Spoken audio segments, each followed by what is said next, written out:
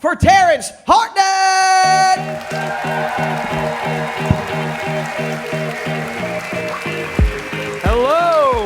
Hello, Budapest. How you doing?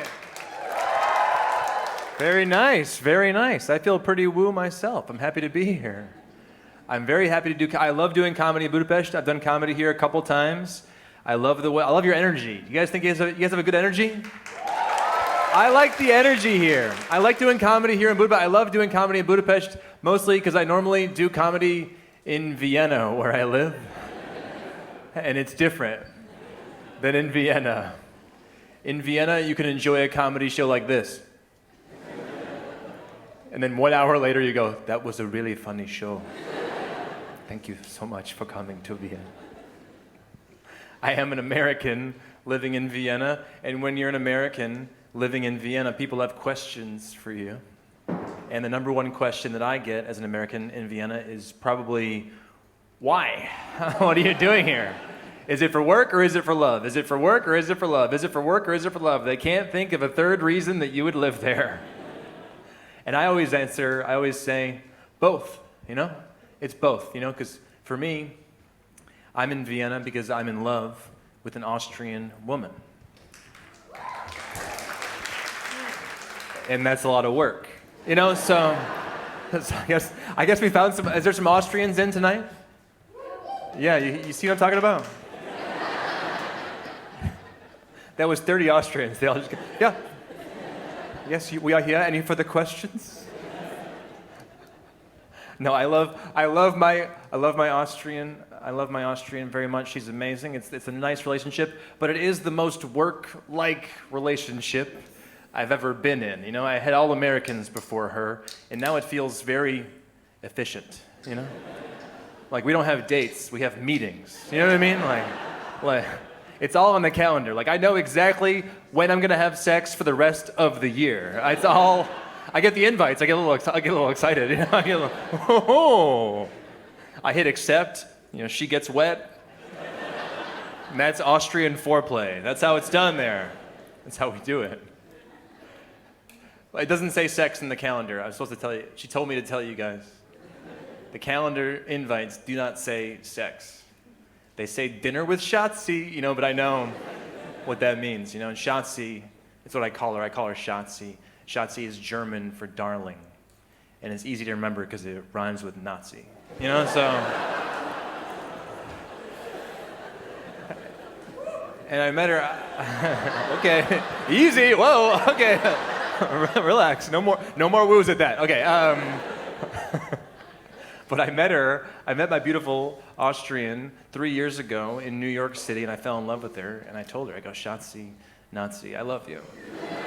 I love you, I fear you, I love you, How can I make this last? I want to make this thing last for a long time. How can I be with you for a long time? And she said, would you be willing to move to Vienna? And I said, where is that? And then she explained that Vienna is the capital city of Austria. And then I was like, you're gonna hate my next question. Where is that? And now I know where it is. It's a little country in the middle of Europe, next to Germany. That's Austria. Austria. They speak German there. Austria. If Germany had a Canada, Austria. That's Austria, and I'm happy there. I'm happy there, but it took a little while. It's been a year and a half living in Vienna, and I moved from New York City. So it's a different vibe in New York City and Vienna, because New York has one, and Vienna, not so much, not a ton, It's different there. The people are different. In Vienna, they're very neutral people. You don't know how they're feeling, you know what I mean? In New York, you know how everyone is feeling every second of every day because they will shout it at you. They'll tell you, you'll be on the train, and a guy will walk on the train and go, ladies and gentlemen, I have lost my job. And everyone's like, dude, we know, you're not wearing pants. Like, we didn't think it was like a work day. But Vienna's different, you have no idea how they're feeling. Like, I saw this When I first moved to Vienna, I saw something so Vienna. I saw a woman riding a scooter joylessly. She was not enjoying the scoot at all, you know? I could tell if I was like, hey, how's it going? How are you? Good day for scooting, huh? Are you enjoying the scooting today? She'd be like, who cares? I need this for work. I am a scooter commuter. I must use this.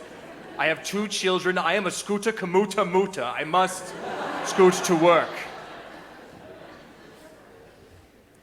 But it's a bad vibe. It's a different vibe. I noticed it was different because I had some friends visiting me in Vienna, and I asked a bartender in Vienna, I go, hey, my friends are coming to visit.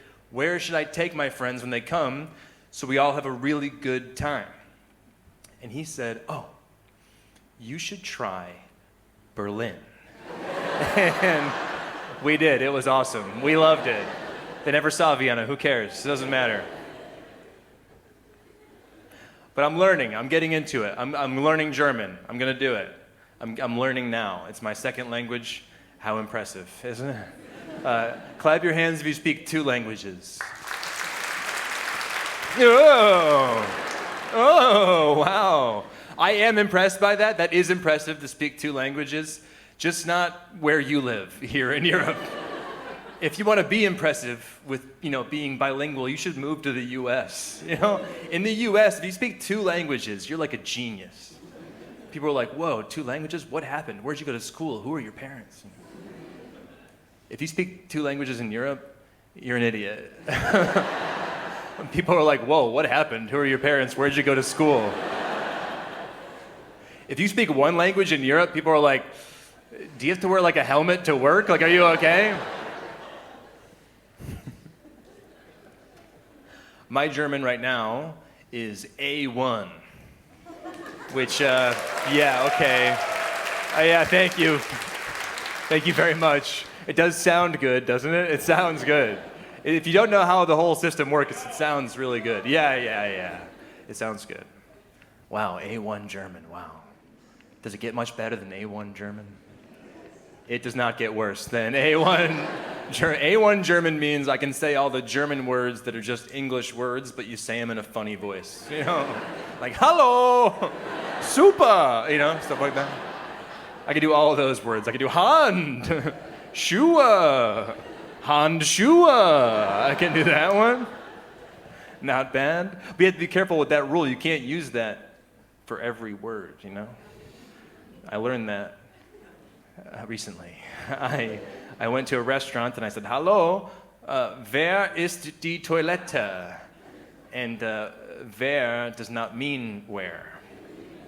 What I asked was, who is the toilet?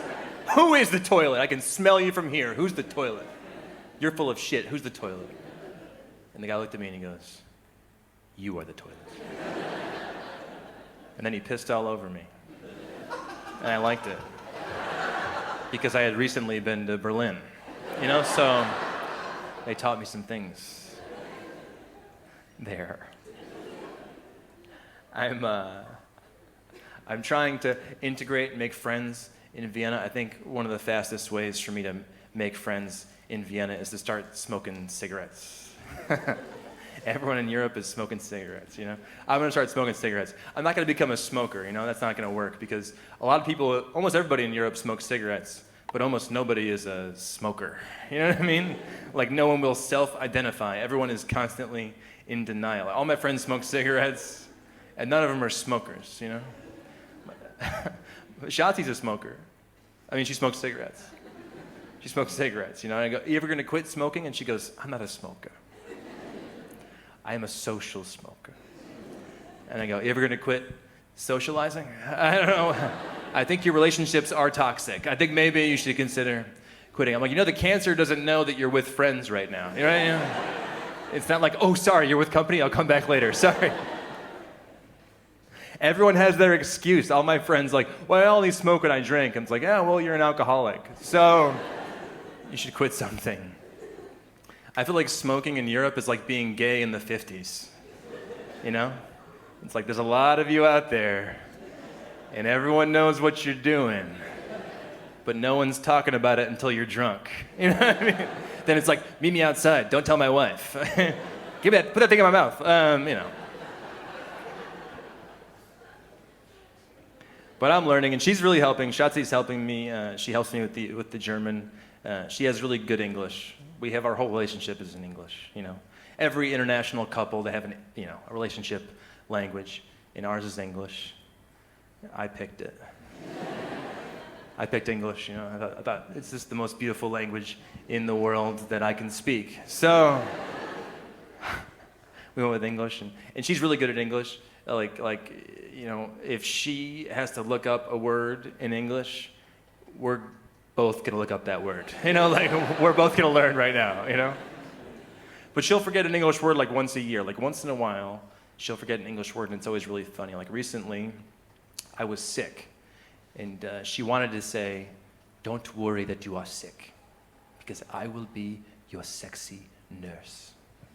But she forgot the word for nurse. And so as she leaned in for a kiss, she said the German word for nurse. And so she leaned in and goes, "I will be your sexy Krankenschwester! Krankenschwester!" And I backed away. I was afraid. I was like, I don't want a Krankenschwester kiss. I don't know what that is. I'm scared. I know she's picturing a nurse, but I'm picturing something totally different. Krankenschwester, Krankenschwester? I'm picturing like an old lady turning the krank, She's the Krankenschwester, and she's old and she's tired and she's really strong, but only in one arm, I don't want her cranking my Schwester, you know what I mean? I don't want to fuck that lady. And I told her that, and she goes, no, Krankenschwester, Krankenschwester. It is a compound word. Krank means sick, und Schwester means sister. Yeah, that doesn't help me at all. I don't want to kiss my sexy, sick sister. Thank you. Danke, nein.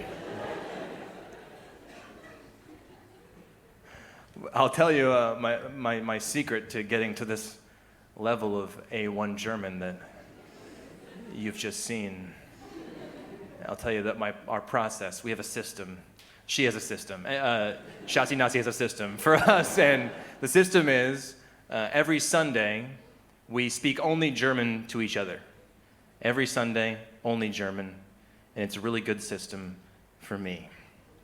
It's a really hard system for her. Because 6 days out of the week, she talks with like an intelligent, interesting man about all kinds of things, art, literature, films, science, the news, politics, spirituality, cultural differences. And then on Sunday, she has to spend the entire day with a German-speaking toddler. She has to wake up in the morning and go, "Good morning! Do you want oatmeal?" And I go, "Yes." And then I say nothing until she makes some oatmeal. Because all I have to say is, "Thank you for the oatmeal." And she'll go, "Did you enjoy it? Because I made the oatmeal today with raisins and berries and honey and yogurt for you. Are you enjoying the oatmeal that I made?" And I say, "Yes." "I am good oatmeal." And she goes, "No." And I'll go, "Oh, what are we for dinner to have today?" And she'll go, "I don't know. What do you want to have for dinner?" And I'll go, "Oatmeal? No. I can a man call, and he will for us pizza to bring." And she's like, "You want to have a pizza delivered?" And I go, "Yes. I am good pizza." And then after we are pizza eating, maybe for us, maybe we can sex make. And she'll go, "Maybe when you're older." I don't really feel like it. That's it for me, everybody. Thank you very much for listening.